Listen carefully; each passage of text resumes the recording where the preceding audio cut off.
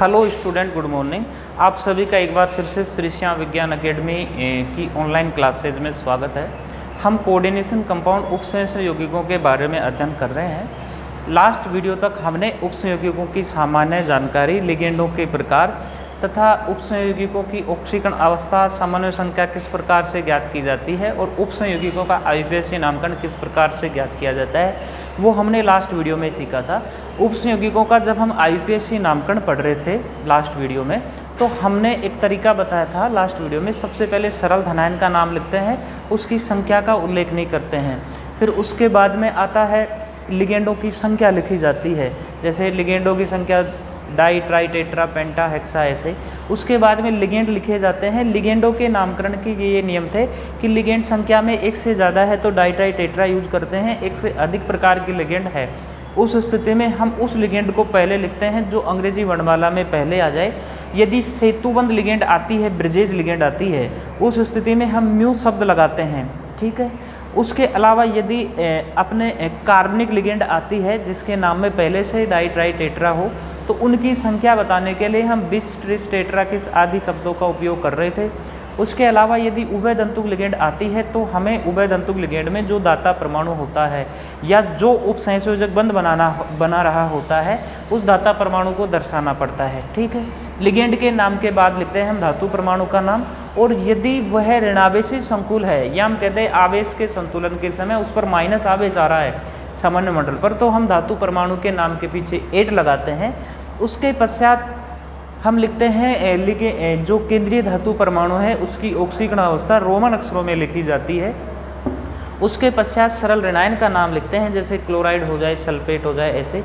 और सबसे लास्ट में यदि समन्वय मंडल पर या संकुल यौगिक में पहले से ही कोई आवेश दे रखा है प्लस माइनस, तो हम आयन शब्द को काम में लेते हैं, ठीक। अब हम जो आईयूपीएसी नामकरण पढ़ेंगे, अब वो एक तो हम पढ़ेंगे ब्रिजेज लिगेंड का पढ़ेंगे, और दूसरा ऐसे उपसंयोगिकों का नाम पढ़ेंगे जिसमें 2 संकुल यौगिक हमें दिख रहे होंगे।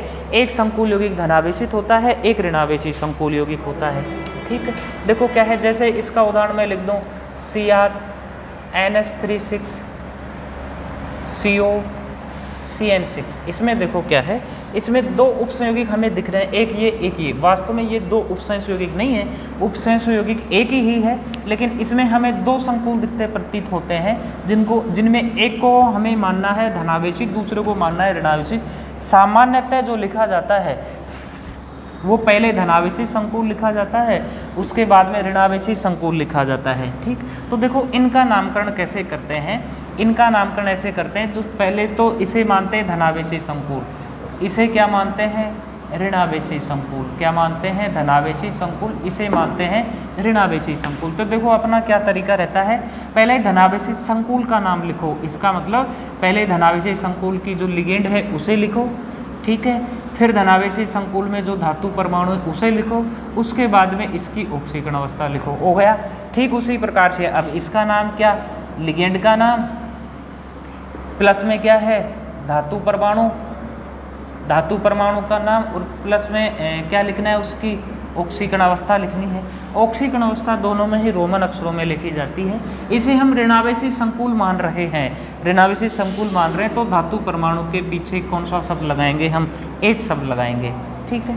तो देखो क्या है, जैसे मान लो ये है, इसका नाम यदि हम लिखना चाहें तो लिगेंड क्या है, यहाँ एमीन है, कितनी है 6 है, तो क्या नाम हो गया हेक्सा एमीन, क्या नाम हो गया हेक्सा एमीन, ठीक है। क्या हो गया, ये धातु परमाणु कौन सा है, क्रोमियम, हो गया, ठीक है। उसके बाद में लिखी जाएगी इसकी ऑक्सीकरण अवस्था रोमन अक्षरों में, ठीक है। उसके बाद में इसका नाम लिखें आगे, तो लिगेंड क्या है साइनो, लिगेंड क्या है साइनो, कितने हैं 6 हैं, तो हम क्या कहेंगे हेक्सा साइनो। अच्छा देखो क्या है, एक बात का आप ध्यान रखोगे, इसे साइनो भी कहते हैं, साइनिडो भी कहते हैं। 2004 के बाद में आईयूपीएसी ने कुछ लिगेंडों के नाम चेंज किए, उनमें जैसे साइनो है ना, साइनो को कहा गया साइनिडो, क्या कहा गया साइनिडो। जैसे क्लोरो था Cl- उसे क्लोरिडो कहते हैं, I- जो आयोडो था उसका आयोडिडो कर दिया गया, ठीक। H2O को बाद में एक्वा किया गया, और जो एथिलीन डायमीन होता है En, उसका नाम एथेन 1,2 डाइएमीन किया गया है। क्या किया गया, एथेन 1,2 डाइएमीन। आप यहाँ साइनो लिखते हो तो भी सही है, लेकिन ज़्यादा सही क्या है, ये साइनिडो, क्या है साइनिडो हो गया, ये लिगेंड हो गया। उसके बाद में धातु परमाणु कौन है यहाँ, कोबाल्ट। ये देखो ऋणावेशी संकुल है तो पीछे 8 लगेगा तो क्या हो गया, कोबाल्टेट। ठीक है, अब लिखते हैं इनकी ऑक्सीकरण अवस्था। क्या लिखते हैं, ऑक्सीकरण अवस्था। यहाँ देखो इन दोनों में ही ऑक्सीकरण अवस्था। अब ऐसे संकुल यौगिकों में ऑक्सीकरण अवस्था हम किस प्रकार से ज्ञात करते हैं, तो उसके लिए देखो क्या है, मैं आपको एक तरीका बता देता हूँ। वो क्या है, इनमें जब हम ऑक्सीकरण अवस्था ज्ञात करेंगे ना, हमें इनकी समन्वय संख्या देखनी है। क्या देखनी है, समन्वय संख्या या उपसमन्वय संख्या देखनी है, और उसके हिसाब से इनकी ऑक्सीकरण अवस्था या इनका आवेश देखना है। क्या देखना है, आवेश देखना है। ठीक, देखो क्या है, कुछ 2-4 उदाहरण हैं जो मैं आपको बता देता हूँ, आपको ये बात ध्यान रखनी है। जैसे मान लो समन्वय संख्या 2 होती है ना, तो उसका उदाहरण होता है Ag+। क्या है उदाहरण उसका, Ag+। उसके अलावा यदि समन्वय संख्या 3 है, 4 है, तो उसका उदाहरण है Hg2+।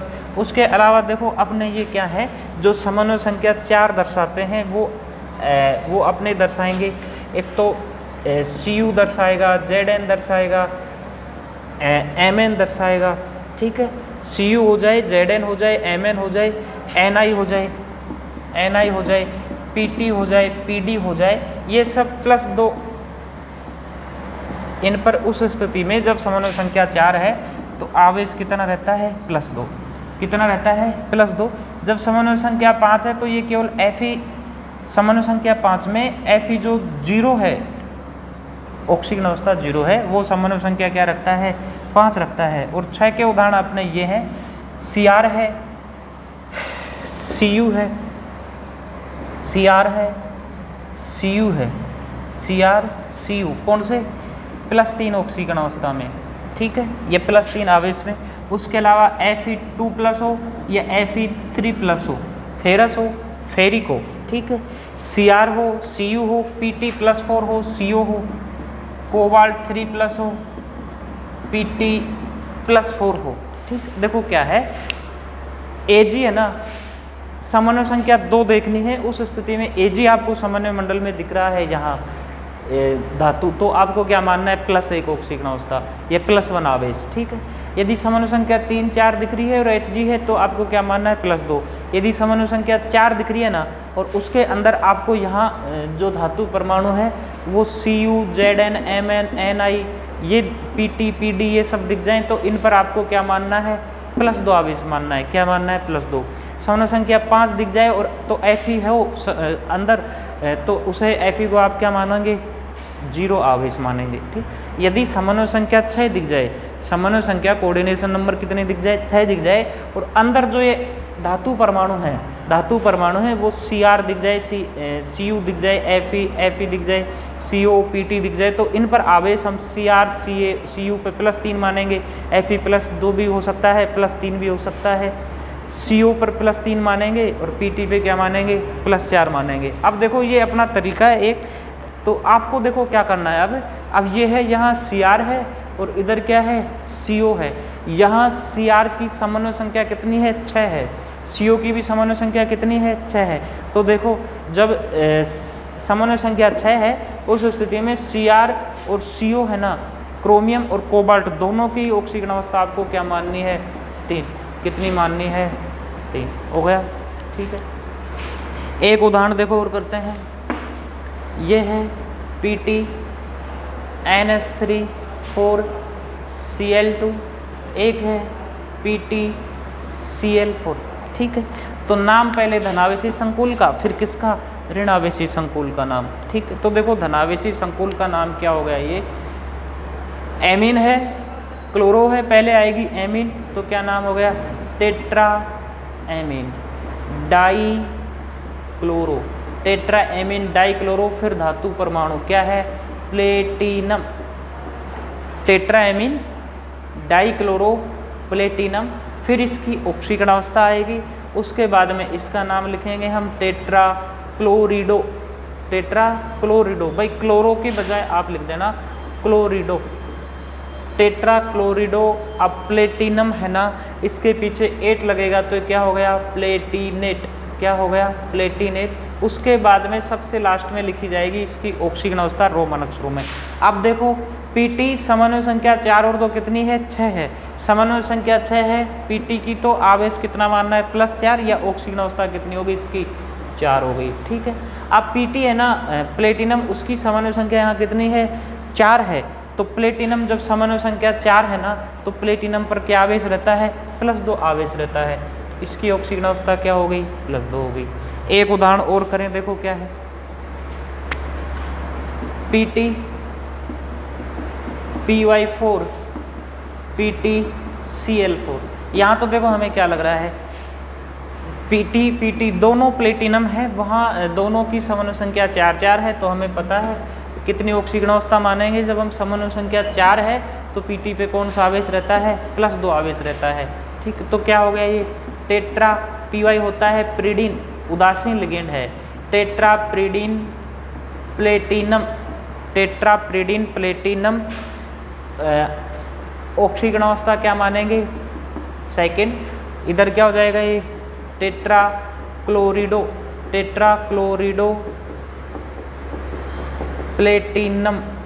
प्लेटिनम ये ऋणावेशी संकुल है तो 8 लगाएंगे तो क्या हो जाएगा, platinate. Tetrapyridine platinum second, tetrachlorido platinate oxygen अवस्था क्या मानेंगे, सेकंड। ठीक है, देखो क्या है, एक दो उदाहरण और कर लेते हैं इसको। एक उदाहरण देखो, हम यदि Cr को ले लें, एक देखो ये उदाहरण है आपके पास में, Cr Cl NH3 5, उसके अलावा Zn Cl4 ये है। ठीक है, अब यहाँ देखो क्या है, पहले हम नाम लिखते हैं, फिर ऑक्सीजन अवस्था क्या होगी यहाँ से देख के हम लिख लेंगे। देखो क्या है, क्लोरो भी है, एमीन भी है, तो पहले लिखेंगे एमीन, तो क्या नाम हो गया, पेंटा एमीन। फिर लिखा जाएगा क्लोरो Cl यानी क्लोरिडो, पेंटा एमीन क्लोरिडो। उसके बाद में लिखेंगे हम क्रोमियम, क्या लिखेंगे, क्रोमियम, एक साथ मिला के लिख देंगे।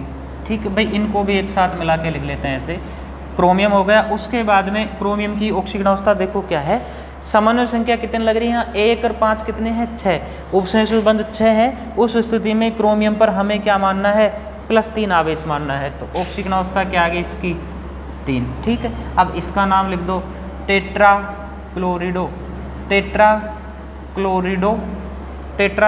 जिंक है, 8 लगेगा तो क्या नाम हो गया ये, जिंकेट, टेट्राक्लोरिडो जिंकेट। अब देखो समन्वय संख्या 4 है तो जिंक पे क्या आवेश मानेंगे, +2, क्या मानेंगे, +2। उसके अलावा भी हमें ये पता होना चाहिए कि जिंक है ना Zn, वो केवल +2 ही ऑक्सीजन अवस्था दर्शाता है। कौन सी ऑक्सीजन अवस्था दर्शाता है, +2 ही। देखो क्या, इनके नामकरण इजी तरीका था, पहले जो धनावेशी संकुल है उसका नाम लिखो, फिर ऋणावेशी संकुल का नाम लिखो। हमें जो दिक्कत आती है, प्रॉब्लम आती है, वो आती है इनकी ऑक्सीजन अवस्था का कैसे निर्धारण करें।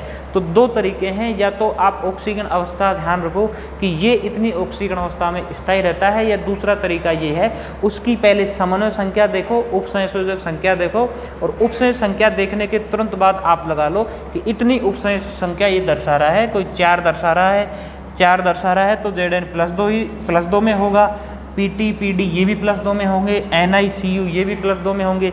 यदि समन्वय संख्या 6 है उस स्थिति में देखो ये +3 में आ गया, ये +2 में है।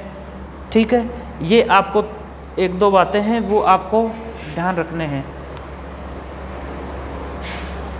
ठीक है, अब देखो क्या है, इसके बाद में ये उपसंयोगिकों का जो नामकरण था कौन सा, जिसमें धनावेशी ऋणावेशी दोनों संकुल हैं, उनका हो गया। अब हम जो जिन उपसंयोगिकों का नामकरण पढ़ेंगे,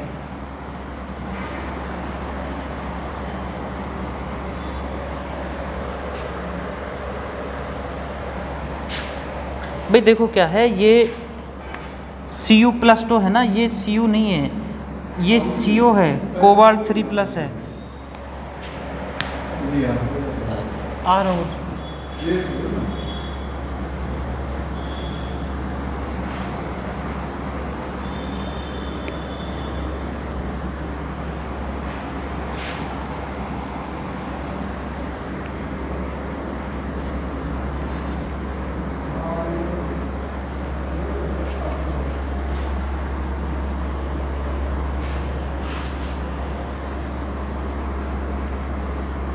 देखो क्या है, अब हम इसके बाद में उभयदंतुक लिगेंडों का आईयूपीएसी नामकरण सीखेंगे।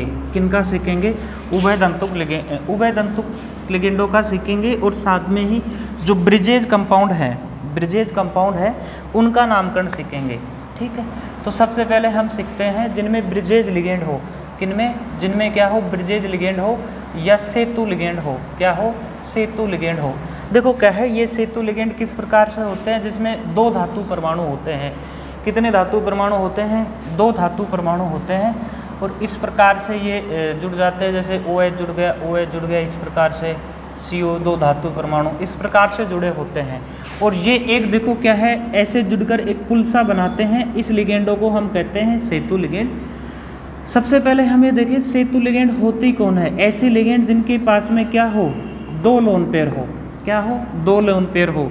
ऐसे लिगेंड जिनके पास कम से कम 2 लोन पेयर हो, वो लिगेंड सेतु लिगेंड कहलाती हैं। चाहे वो लिगेंड एक दंतुक हो चाहे द्विदंतुक हो, हमें एक दंतुक द्विदंतुक नहीं देखना है, हमें ये देखना है उसके पास 2 लोन पेयर है तो वो सेतुबंध लिगेंड हो सकती है। जैसे अपना OH हो जाता है, NH2 हो जाता है, Cl हो जाता है, SO4 हो जाता है, उसके अलावा O2 2- हो जाता है, NO2 हो जाता है, NH2- हो जाता है। ठीक है, ये सब लिगेंड सेतुबंध लिगेंड हो सकती हैं। ठीक है, क्योंकि इनके पास सभी के पास में 2 लोन पेयर उपस्थित होते हैं। ठीक है, अब देखो क्या है, ये सेतुबंध लिगेंड है, इनके हम उदाहरण करते हैं और इनका नामकरण कैसे करते हैं वो देखो, वो हम सीखते हैं। 1-2 लिगेंड करते हैं। देखो पहला उदाहरण हम कर रहे हैं En2CO NH2 OH, इधर भी CO, यहाँ फिर En2। ठीक है, और उसके बाद में यहाँ हमने कर दिया SO4 का होल ट्वाइस, SO4 का होल ट्वाइस। ठीक, तो देखो क्या है, इनमें हमें ये तरीका अपनाना है। इनमें आपको पहले इसका नाम लिखना है, उसके बाद में इसका नाम लिखना है, उसके बाद में इसका नाम लिखना है, और फिर ऋणायन का नाम लिखना है। क्या तरीका? हम लेफ्ट टू राइट चलेंगे। इनमें पहले इसका नाम लिखेंगे, यानी लिगेंड का नाम, धातु परमाणु का नाम, उसकी ऑक्सीजन अवस्था। फिर हम इनमें जो सेतुबंध लिगेंड है उनका नाम लिखेंगे, फिर इस कॉम्प्लेक्स का नाम लिखेंगे जिसमें पहले लिगेंड, फिर धातु परमाणु, फिर उसकी ऑक्सीकरण अवस्था, और सबसे लास्ट में जो ऋणायन है उसका नाम लिख देंगे। ठीक, तो देखो क्या है, ये सबसे पहले इस उपसंयोगी का नाम लिखें। इतने सा अलग हिस्सा बना लिया, इतने से हिस्से का यदि हम नाम लिखें तो देखो ये क्या है, ये लिगेंड है और ये धातु परमाणु है। ये लिगेंड है एथिलीन डायमीन।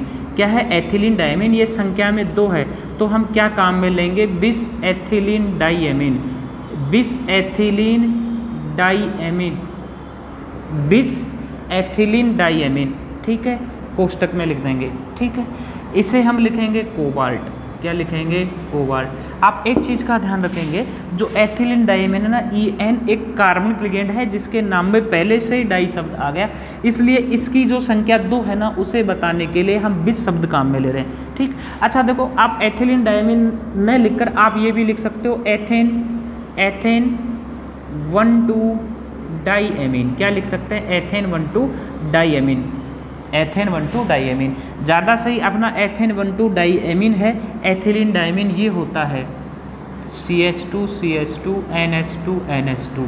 ठीक है, ये एथिलीन डायमीन ये होता है, इसे हम एथेन 1,2 डायमीन भी लिख सकते हैं। 2004 के बाद एथेन 1,2 डायमीन ही किया गया नाम। आप यदि इसे एथिलीन डायमीन कहते हो तो भी सही है। तो पहले इस हिस्से का नाम हो गया बिस एथिलीन डायमीन, उसके बाद में हो गया कोबाल्ट।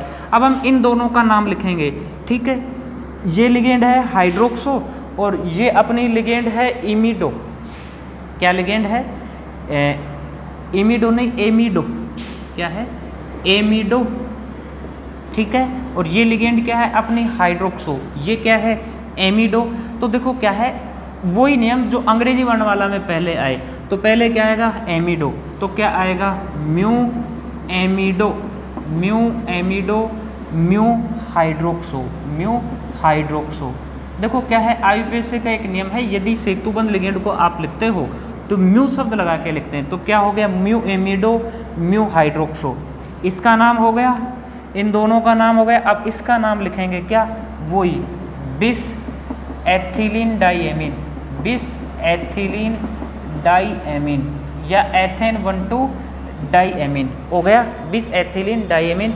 उसके बाद में यहाँ लिखे जाएंगे सल्फेट, क्या लिखेंगे इसको, सल्फेट, नहीं एक मिनट रुको, बिस एथिलीन डाइएमीन, फिर धातु परमाणु कौन सा है, कोबाल्ट, कौन सा है, कोबाल्ट। उसके बाद में इसकी ऑक्सीकरण अवस्था और सबसे लास्ट में हम क्या लिखेंगे, सल्फेट, क्या लिखेंगे, सल्फेट। अच्छा अब देखो क्या है, यहाँ भी ये कोबाल्ट है ना, कोबाल्ट, उसके पीछे क्या लिखेंगे, इसकी ऑक्सीकरण अवस्था, ठीक। अच्छा अब देखो इनमें ऑक्सीकरण अवस्था कैसे लिखी जाती है, इनमें ऑक्सीकरण अवस्था देखो दोनों धातु परमाणु समान है तो पूरी ऑक्सीकरण अवस्था ज्ञात करके दोनों धातु परमाणु के लिए आधे आधे कर लिए जाते हैं। तो देखो ऑक्सीकरण अवस्था क्या होगी इनकी, ये En क्या है 0, तो लिखो चाहे मत लिखो कोई जरूरी नहीं है। CO कितना है 2, तो कितना हो गया 2x, क्या हो गया, x की बजाय हमने क्या मान लिया 2x। ये -1, ये -1, ये -1, कितने हो गए -2, कितने हो गए -2। और ये भी क्या है 0, ये SO4 क्या रहता है -2, तो 2 SO4 पे क्या हो गया -4 बराबर 0। तो देखो क्या है, ये आ गए 2x -6 बराबर 0, चारों उधर से जुड़ गए तो 2x बराबर क्या हो गया प्लस है, तो x बराबर क्या आ गया +3। तो ऑक्सीकरण अवस्था क्या आ गई, इसकी भी 3, इसकी भी कितनी आ गई 3, ठीक है। अच्छा अब देखो क्या है, हम सेतुबंध लिगेंडों का एक उदाहरण और करें तो देखो क्या है वो, ये हमने लिख दिया NH3 4, फिर हमने धातु परमाणु ले लिया CO, एक बार NH लिगेंड ले लिया, इमिडो क्या ले लिया, इमिडो, और NO2 भी ले लिया, दोनों के पास 2 लोन पेयर, ये दान करेंगे। और धातु परमाणु हमने रखा CO ही रखा, कौन सा रखा CO, और लिगेंड क्या जोड़ दिया एमीन, ठीक है। और आवेश रख लिया हमने 3+, कौन सा आवेश रख लिया यहाँ 3+, ठीक। अच्छा अब देखो इसका नाम क्या, पहले इसका नाम लिखो फिर इनका नाम लिखो, म्यू लगा के अंग्रेजी वर्ण वाला पहले है वो, फिर इसका नाम लिखो, ठीक है, इसका नाम ऐसे लिख लेंगे। तो देखो क्या है, ये क्या है tetraammine, tetraammine cobalt, tetraammine cobalt हो गया इसका नाम, ठीक है। अब इसकी हम लिखेंगे ऑक्सीकरण अवस्था, वो हम ज्ञात कर लेंगे कितनी आएगी। अच्छा अब पहले इन दोनों लिगेंडों का नाम लिखेंगे, ये इमिडो होता है, क्या होता है इमिडो, और ये होता है नाइट्रो। इमिडो I से शुरू हो रहा है, नाइट्रो N से, तो पहले क्या आएगा इमिडो, तो क्या आएगा mu imido, mu nitro, mu nitro, ठीक है।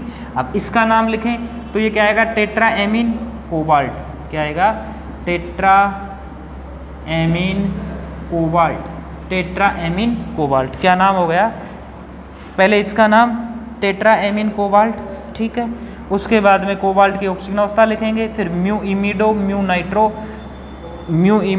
नाइट्रो, उसके बाद में टेट्राएमीन कोबाल्ट, ठीक है। उसके बाद में इनकी ऑक्सीकरण अवस्था लिखें तो ठीक है। तो देखो ऑक्सीकरण अवस्था कितनी आएगी, इस पे रहता है -1 आवेश, कितना रहता है -1, इस पे कितना रहता है -2, तो कितने हो गए -3 और 3 ये, तो कितने हो गए 6, दोनों को आधे आधे कर दिए तो कितने हो जाएंगे 3 इसके लिए, 3 इसके लिए हो गया। अच्छा अब देखो क्या है, यदि समन्वय मंडल पर पहले से ही कोई आवेश दिया गया है तो सबसे लास्ट में हम कौन सा शब्द काम में ले लेंगे, आयन शब्द काम में ले लेते हैं।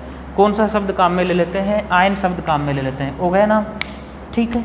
ऑक्सीकरण अवस्था देखो कैसे ज्ञात की, हम ज्ञात करें तो ये CO कितना है 2x, ये -2, ये कितना है -1, कितने हो गए ये -3, बराबर क्या आ रहा है ये +3, कितना आ रहा है +3, ये -3 इधर जाएगा तो 2x बराबर क्या हो गया प्लस है, तो x बराबर क्या आ गया +3, ठीक है, हो गया। उसके बाद में देखो क्या है, एक उदाहरण और करें हम इनका, सेतुबंध लिगेंड का ही एक उदाहरण,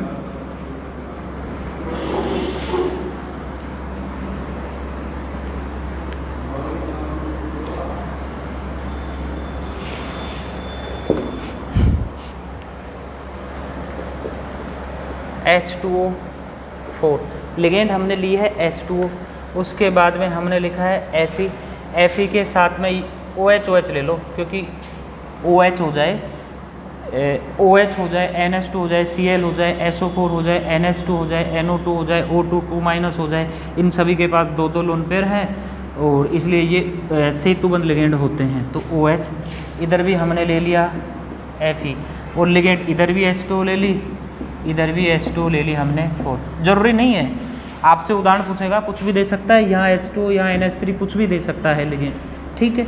और उसके बाद में हमने मान लिया यहाँ SO4 2 आयन, ठीक है। क्या तरीका है? तरीका ये है, सबसे पहले इस संकुल का नाम लिखो, फिर इनका नाम लिखो, जो लिगेंड है उनका नाम लिखो, फिर इस संकुल का नाम लिखो और सबसे लास्ट में इसका लिखो। तो देखो क्या है, ये संकुल मान के लिखना है, पहले लिगेंडों की संख्या, फिर लिगेंड का नाम, फिर धातु परमाणु। तो लिगेंडों की संख्या कितनी है? 4। तो क्या हो गया ये? टेट्रा। क्या हो गया? टेट्रा। टेट्रा। H2O को कहते हैं एक्वा, तो क्या हो गया ये? Tetra aqua. Fe को कहेंगे आयरन, क्या कहेंगे? आयरन, ठीक है। उसके बाद में इन दोनों लिगेंडों का नाम। अच्छा अब देखो क्या है, जो OH है ना ये हाइड्रोक्सो है, क्या है? OH माइनस होता है लिगेंड हाइड्रोक्सो, ठीक। ये हाइड्रोक्सो दोनों सेम है, तो हम क्या कहेंगे? डाईहाइड्रोक्सो। बीच उससे पहले क्या लगाएंगे? म्यू, तो क्या हो गया? म्यू डाईहाइड्रोक्सो। म्यू डाईहाइड्रोक्सो, क्या नाम होगा इसका?